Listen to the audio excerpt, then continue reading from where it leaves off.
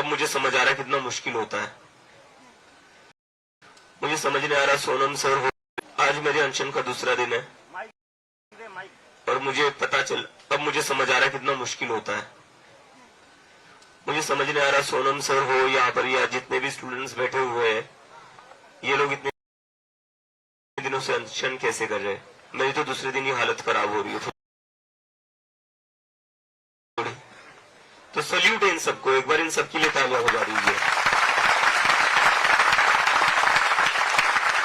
आसान नहीं यार, मतलब अब मैं कर रहा हूँ, मुझे समझ में आ रहा है और इसीलिए मैं आप लोगों से ज्यादा मिलने नहीं आ पा रहा हूँ, मैं आप लोगों से ज्यादा बात नहीं कर पा रहा हूँ क्योंकि मैं अपनी एनर्जी बचा रहा हूँ थोड़ी कल के मार्च के लिए। कल मार्च करेंगे ना हम, पक्का करेंगे ना?